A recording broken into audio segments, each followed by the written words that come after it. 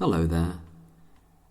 I received a response from a Freedom of Information request that I'd made pretty much 2 months ago, and I'd actually forgotten I'd made this request because I've made quite a few, and it's hard to keep track of all the ones that I've sent. But it came back today, and the request that I made, I put a part of the response with the relevant information up on the screen here. So what I was asking them was as follows.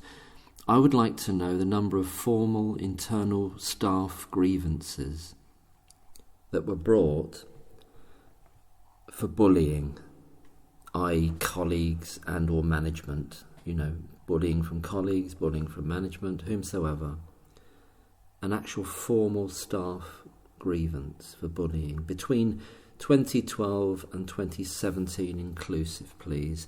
And then I asked them, could they split them up across this period and advise how many were brought by A, nurses and nurse assistants, stroke healthcare assistants, B, doctors and consultants and other healthcare professionals that are not nurses. I was thinking there perhaps people like radiographers and occupational therapists, this sort of thing. And then C, finally, non-medical staff, which would obviously include a lot of the management, albeit some of the management may have been medically trained, but they're in a non-medical role now. And it would include people who are working in the kitchens, people cleaning there, all the admin staff, of course. So that would be the third section. And as you'll see from the image on the screen, they've replied and they've told me they've broken down the figures between 2012 and 2017, always with the caveat that are they complete figures? Is it accurate?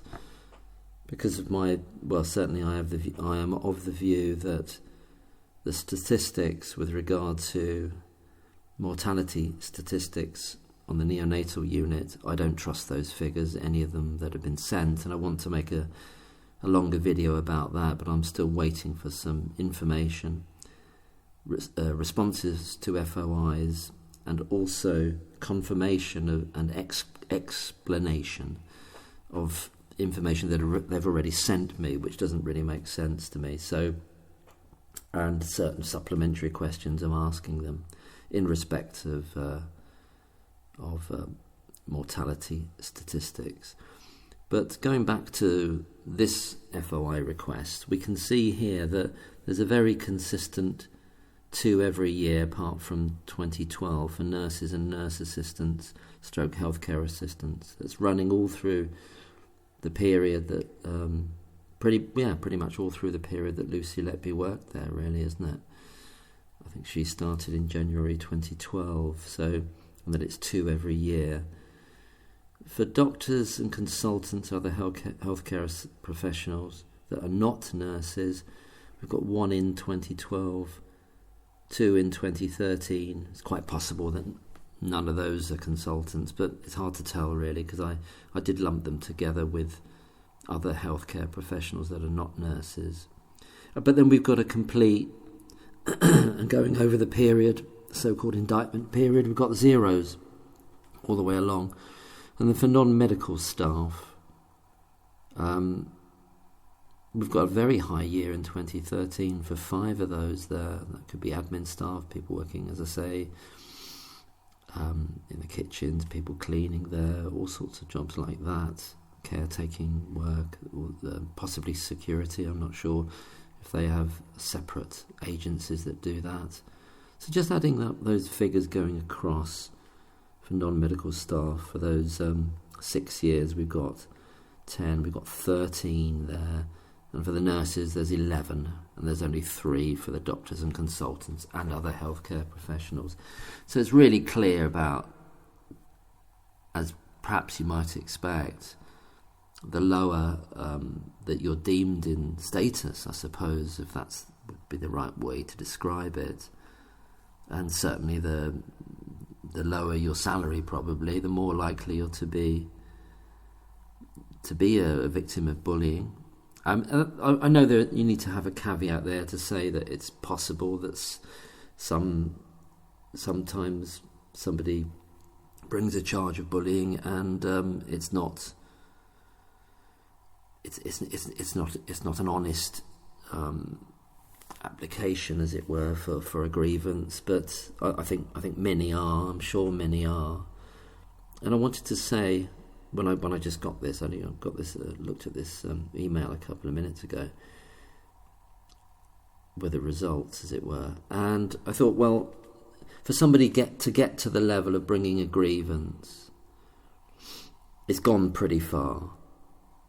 So leaving aside the possibility, and there is a possibility of sort of a maliciously brought grievance, or one that's not without any substance, but putting that to one side for the moment, for most people to bring a grievance in terms of how they feel it's going to affect their future career, and certainly in that hospital and possibly in the NHS as a whole, there's quite a considerable amount of bullying going on here, and this I would imagine to be the tip of an iceberg, because these are the ones where formal grievances are brought, where they have to investigate them all, and it's really, really very serious, as we saw. See, one of the grievances in the nurses section here is in 2016, and one of those two is obviously the one that Lucy Letby brought. We had that notion of that Jayaram mockingly calls the island of lost souls, which is a place, I think that sort of patient experience place, the admin job that Lucy Letby was put into that section, purely a non-medical and non-nursing role. And he typified or characterised what he called the island of lost souls as somewhere where people go where they're not wanted elsewhere, etc.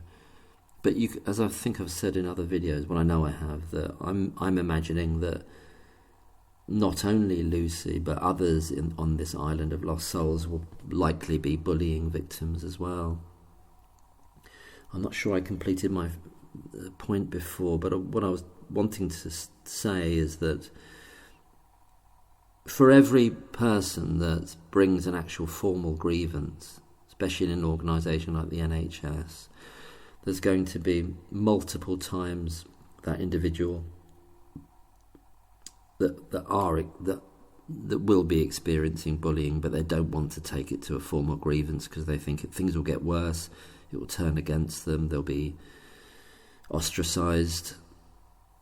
This consistent bringing of grievances. So I didn't specify the neonatal unit. Perhaps I should have done, but I asked for the whole hospital. Extraordinary, this figure of 5 in 2013. I wonder what was going on there for the non-medical staff. Another peak in 2015 at 3, but there's very consistent 2 every year formal grievances brought by nurses and healthcare assistants for bullying.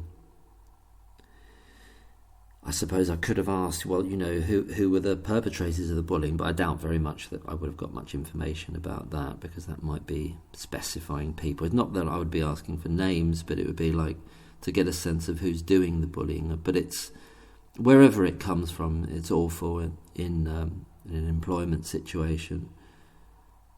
And I really think this is saying something, this chart. Doctors and consultants are least likely.